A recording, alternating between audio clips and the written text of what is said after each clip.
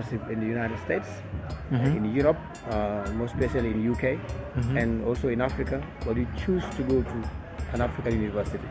We would want to know why, the reason why you make that choice. Because most people like me and others would have chosen America or Europe. So what made you choose Africa?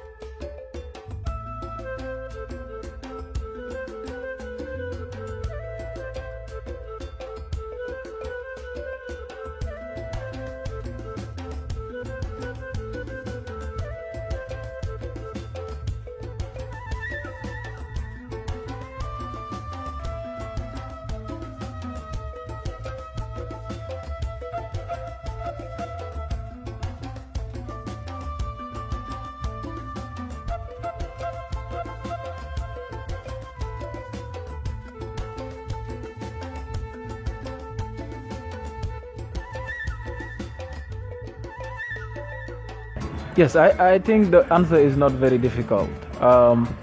In fact, it wasn't from me, because the individual who proposed me with the scholarship were the individuals that wrote that on their press release, that they gave me options, and basically I rejected those offers. With a very simple fact: Africa for far too long have been relying on Western world for everything, and these things have not been working. When we see some parts of Africa doing extremely well, we need to celebrate them. When we see ideas working in parts of Africa, we need to go and see what is happening.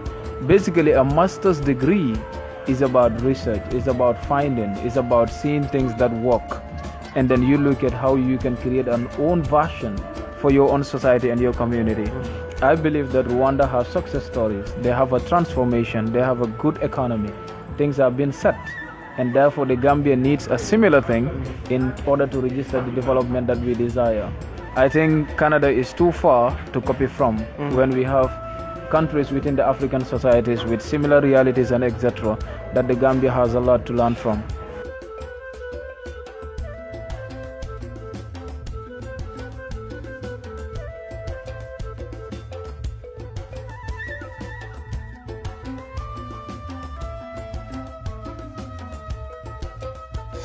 Last year, your video trend online, but I don't feel cash you that time.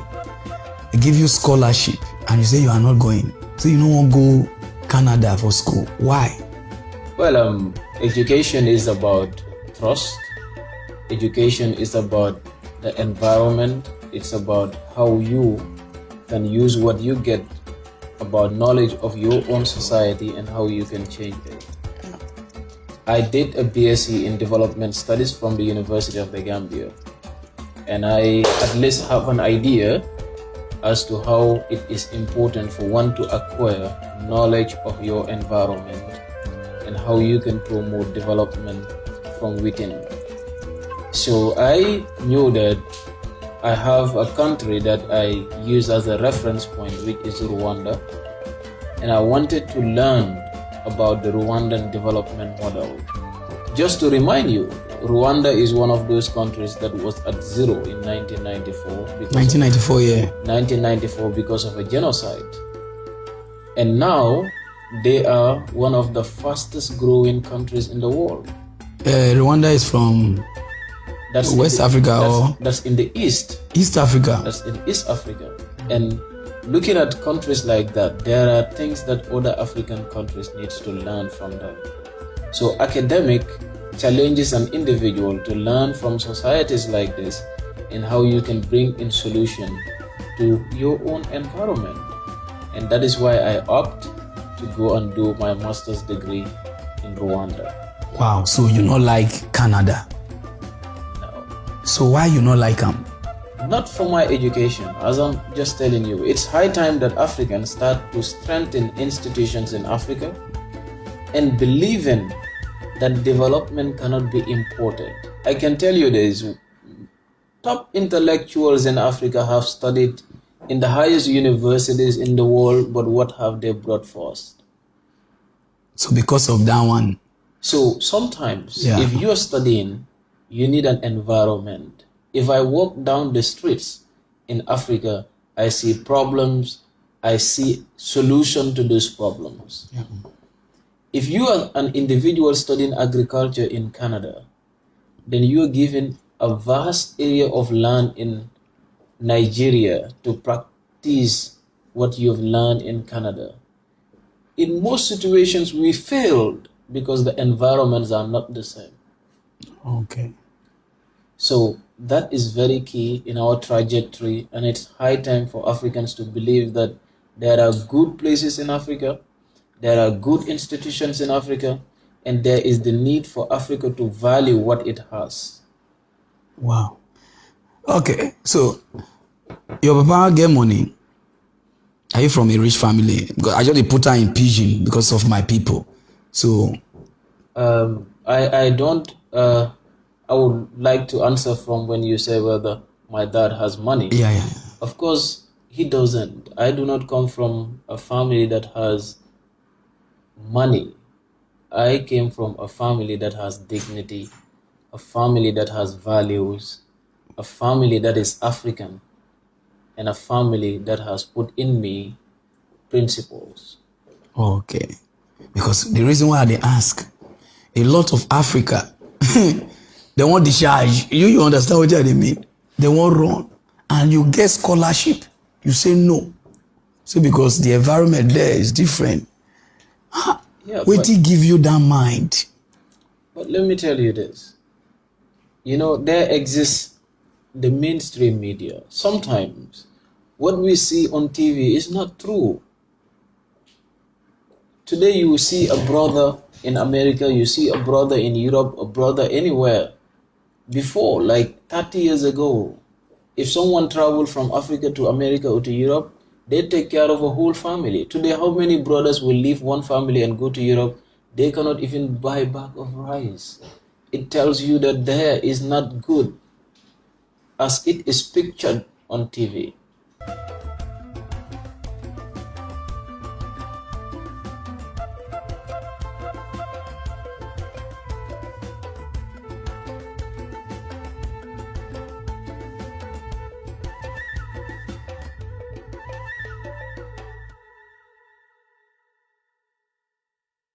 And that is the most unique thing that we have as Gambians. Like, we interact with one another, we live with one another. It doesn't matter how big the family is. We share everything, no matter how little it is. And people are content with that. That even if things are going hard, you can still observe smiling faces under each and every person that you meet along the street. So that is a plus for everybody in the Gambia. And that is why I'm a proud Gambian and a proud African, and I believe I can make it, and I'm going nowhere but in the Gambia. Nobody is going to do it for us. That's right. If we are all running away, you know, when are we going to make it? We have to stay in Africa, develop in Africa, and then show to the world that Africa have a better image than the one they portray in the West. I think this is what we all need to do as Africans, and then we promote that as Pan-Africans and also as Gambians. Excellent. I couldn't have said it better myself, actually. You know, I propose that you come and do some shows with me. This brother's got it going on. Yeah. But seriously, you know, I think that the misrepresentation of Africa has, wow, I mean, it permeated my brain, and I knew because I was coming from a Pan-African background, but still, you know, the images are forced upon us. So I think you young Gambians have a responsibility to show the other side of Gambia, the Gambia that, you know, we diasporians and many people in the West don't see. They just don't see it. Exactly. I think that is the work of the academics. That is the work that we need to do as young scholars. For far too long, people have been portraying Africa negatively to the outside world.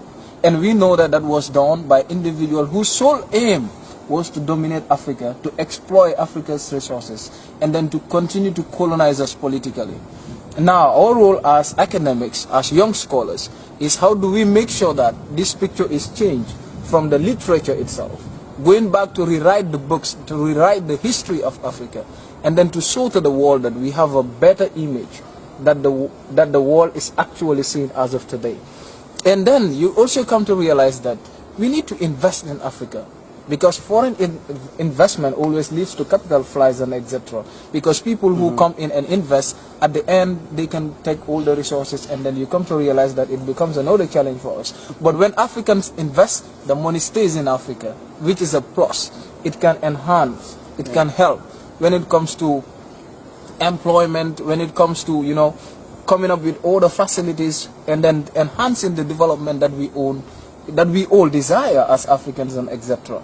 I think that is what we need to do as we speak, and that is what we all Africans need to be thinking into that particular line, like trying to see how we can repent that particular picture shown by the outsiders about Africa. Because they, in fact, let me tell you, there was this quotation that I read. It was actually done by a British parliamentarian, Lord Macaulay, in 1835. He speaks about Africa, and then he said, in order for the West to dominate Africa, they need to overthrow our very backbone, and that is our education system. When we believe that everything that is Western is correct, then they can dominate us forever. Exactly. And that is 1835. They've been working on those bases. So today it is high time, because we know the realities. Let us try to rewrite the history. Let us try to work again and attract investment in Africa by Africans.